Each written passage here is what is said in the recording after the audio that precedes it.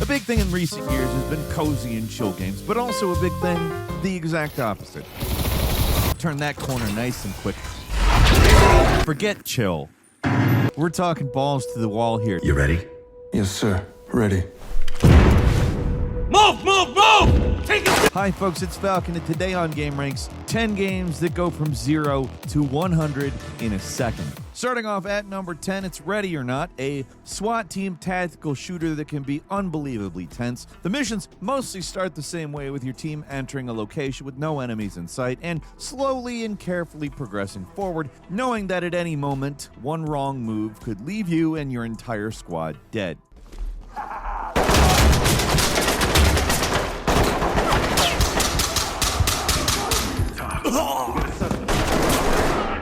It only takes a few stray hits to take you out, and on top of that, hostile encounters are really unpredictable. You never really know how things are going to go down, and they often go down. That's the point of the game. The slow, cautious gameplay combined with the sudden, split-second decision-making required when you actually encounter civilians and gun-toting targets means that this game can and will go from 0 to 100 almost instantly. 1 second you're slowly scanning areas for evidence and civilians, the next multiple gunshots ring out and everybody's screaming. You're telling people to get down while your team is going in guns blazing. Sometimes it's hard to even tell what happened until after the smoke clears. The feedback and intensity of the shooting makes these brief moments of violence even scarier. Ready or Not isn't like a fun action game, it's actually kind of closer to horror in certain ways. The game has some of the most frightening jump scares in gaming, and it's not even really trying to be scary, at least most of the time.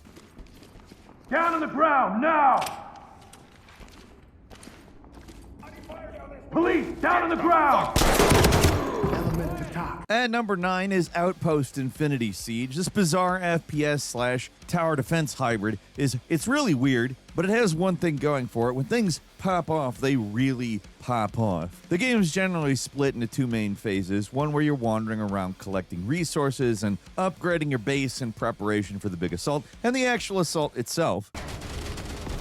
Who knew this big girl could become so nimble with the control board? Who are you? Artificial intelligence model. It's your usual tower defense stuff you might expect, but the force and intensity of enemy assaults in Outpost, it's so overwhelmingly ridiculous that it's just a real spectacle. Enemy forces carpet the earth and blot out the sky, while your defensive turrets go absolutely hog wild. It's an overwhelming spectacle every time. In contrast, the general exploration gameplay parts are pretty chill. I mean, other than the time limit, that can kind of put things on edge, but otherwise it's a lot more sedate than when you go in full defensive mode. In contrast to Ready or Not, you know this stuff is coming, so it's not quite the surprise when a sea full of alien monsters starts beelining into your base, but the contrast between the base building segments and the truly insane tower defense parts is so severe, it deserves a spot on this list. Here she is, Outpost 11. Take care of her.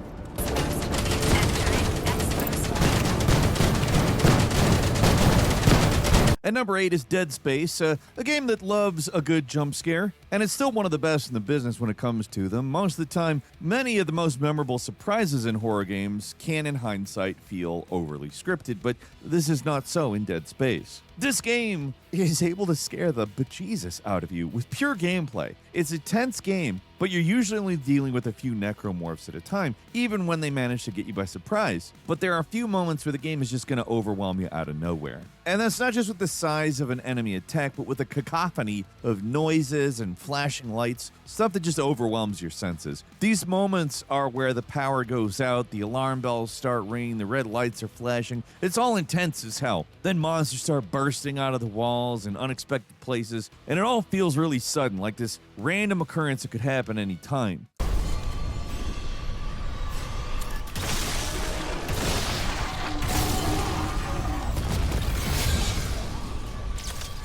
And in truth, in the Dead Space remake, there was some degree of randomization added, and it does really mess with you if you're used to the game. I mean, to some extent, it is scripted, but these moments really put you on your toes. They're smartly spaced out just enough so you kind of forget about them, and then an even nastier ambush happens, and it's crazy. It's simple but effective game design, and part of the reason Dead Space is such a classic of a game.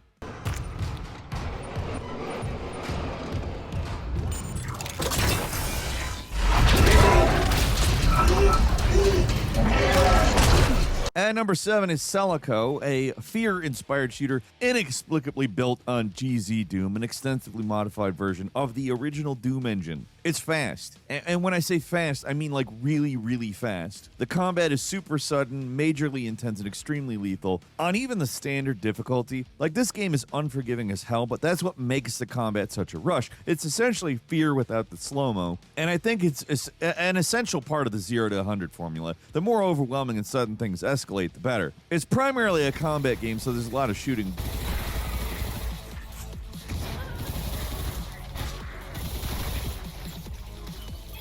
But there are still levels here. Sometimes you're only dealing with small patrols, and it's not so hard to easily outflank and overwhelm them. Other times, the stage goes into full lockdown and you're swarmed by enemies from multiple directions. It's not a power fantasy like other games of this type, like Trepang 2, where the intensity of the combat's mostly there to make you feel like an unstoppable badass. In Selaco, every fight is a desperate struggle to survive. You're always just getting by on the skin of your teeth and through some last-minute clutch move to narrowly avoid incoming death. It can make the game exhausting to play, but damn, if it is not satisfying as hell. It's all the more impressive because they're doing this on the Doom engine, which is an impressive achievement across the board, and it's somehow one of the best shooters over the last few years. And number 6 is Aliens Dark Descent. This game is hard to pigeonhole. It's sort of a real-time XCOM, but also part RPG, also kind of an exploration game on top of that. Speaking of top, it is a top-down game, but somehow it manages to capture the tension and intensity of combat with the titular aliens in a way no other game really had managed to up to that point. Alien Isolation really recreated the terror of the original movie, but Dark Descent does a great job of making you feel like you're part of that initial alien attack scene in the sequel, Aliens. Even though you're playing top-down, the feeling of being overwhelmed, it is there. How this game works, you take your squad into these gigantic sprawling complexes to search for resources and complete mission objectives, all the while your motion tracker is constantly scanning. During the early parts of an excursion, you're trying to avoid contact with aliens completely, but once one spots you, the whole thing quickly escalates out of control. The longer you spend in these levels, the more aggressive and aware the aliens become. So if beasts didn't get the message, Bring them down! You like that, huh? When they spot you, things initially escalate slowly, and sometimes you can even just run and hide without having to deal with a massive swarm on your tail. But as the aliens' awareness increases, things get out of control. If you spend too long on a mission, one bad move will trigger an overwhelming alien response that can quickly cascade out of control, especially if your soldiers start panicking. One death can cause an entire line to fall apart in panic. Sometimes all you can do is just make a desperate attempt to escape back to your APC. For a top-down tactical game, Dark Descent is extremely tense, and it's all pure game mechanics with very little scripting tricks here. The game just gives you a lot to keep track of, so when things go nuts, it can be really tough to stand your ground. And number 5 is Lies of P Overture DLC. This one's a little self-indulgent, but when else am I going to get a chance to talk about something incredible that happens in the early parts of this DLC? The first major area added is the zoo, and it has some of the most grotesque and, let's say, creatively designed monsters in the whole game. One noteworthy enemy is the elephant carcass found in the Hall of Adventure, and it's an elephant, kind of, anyway. These animals are all so messed up you almost feel sorry for them, at least until they kill you a dozen times over. Then it's tougher after that. The elephant's pretty much what you'd expect for a big mutant monster, though. It's slow, but it hits like a truck.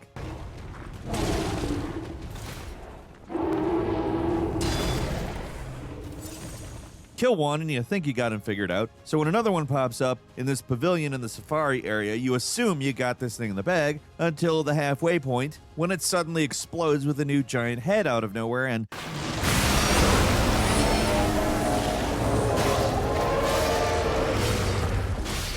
this insane homunculus of a stag and a crocodile. I don't even know what's going on here. If there's a 0 to 100 moment in this game, this is it. Because this battle just goes from being another standard enemy to being one of the most bizarre, insane things I've seen in a game. I mean, look at it. It's like abstract art that is alive and fighting you. Why does it have to have so many random animal heads on it? Why does it do ice damage? Who knows, but it's so crazy the first time I saw this. I had to laugh. And number 4 is Dragon's Dogma 2. Here's a common experience for anyone who's spent any time playing this game. You decide to fast travel somewhere, you take a nap to speed up the trip, then you suddenly wake up to all hell breaking loose. Goblins are swarming you from all sides, a Cyclops or a Minotaur. Both are throwing rocks and causing mayhem. It's nearly pitch black. At night, you can barely see anything. Pure chaos.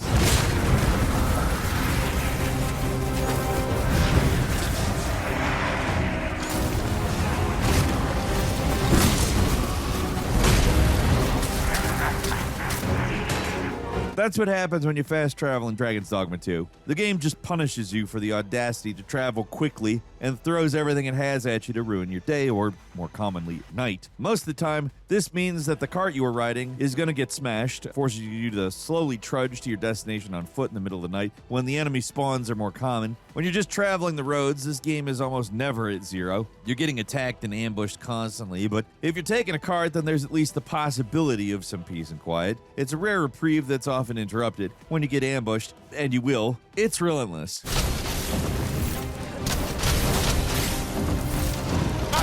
Watch out! Here, try some lightning on the side. This brute has quite the temper. Might be not use their range to our advantage.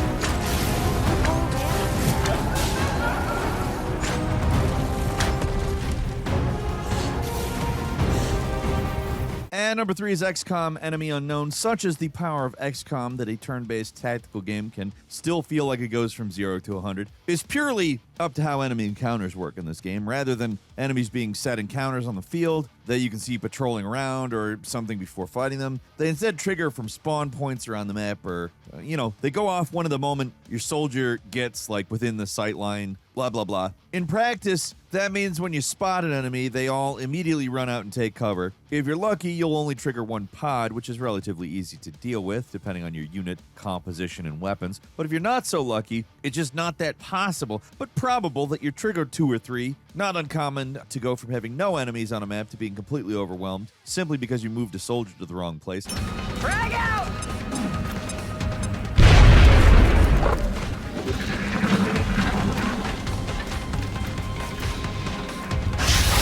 Just lost one.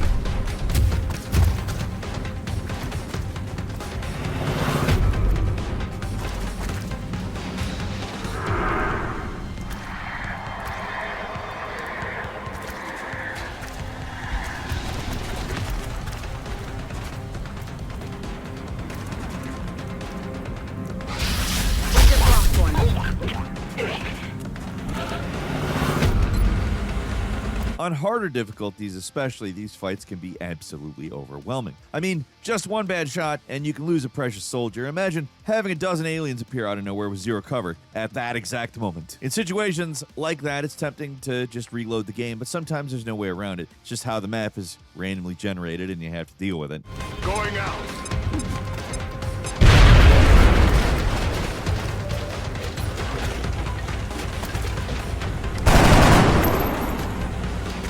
Adjusting sights. Bye-bye.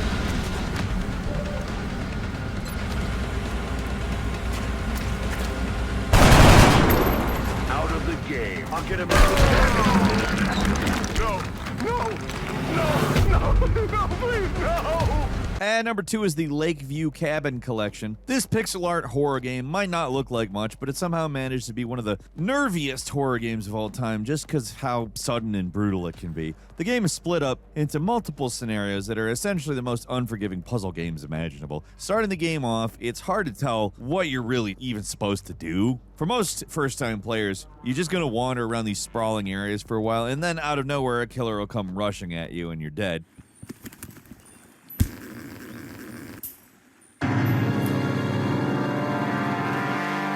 It's so sudden that you're probably, helpless to do whatever, and it manages to be terrifying even with rudimentary visuals.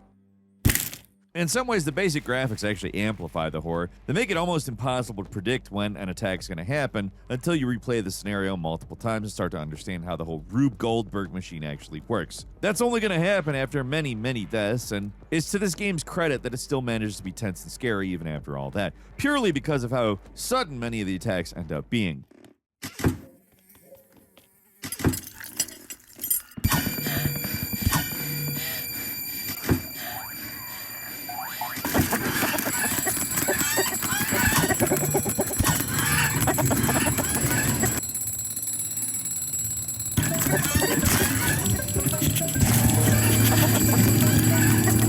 And finally, at number 1, it's Hotline Miami. This may not be the game that kicked off the high-speed, highly lethal style of gameplay that's become more popular in the recent decade or so, and it's not going to wow anybody with its lifelike visuals or whatever, because it doesn't have that. But the intensity and challenge of this combat makes it such a unique game even now. There have been many imitators, but nothing quite captures how brutal and sudden the violence in Hotline Miami is. Basically, every mission plays out in the same way. You enter a building with no one aware of your presence. It gives you a little time to grab some kind of killing implement and pick your first target. Sometimes, if you're lucky, you can take out a target by themselves, but the majority of the time, what happens is you bash some gangsters' brains in, and every single enemy in the entire area beelines directly to you, and if you don't have a game plan, you will die. Hell, you're probably going to die either way, but at least your chances are a little better with some kind of plan.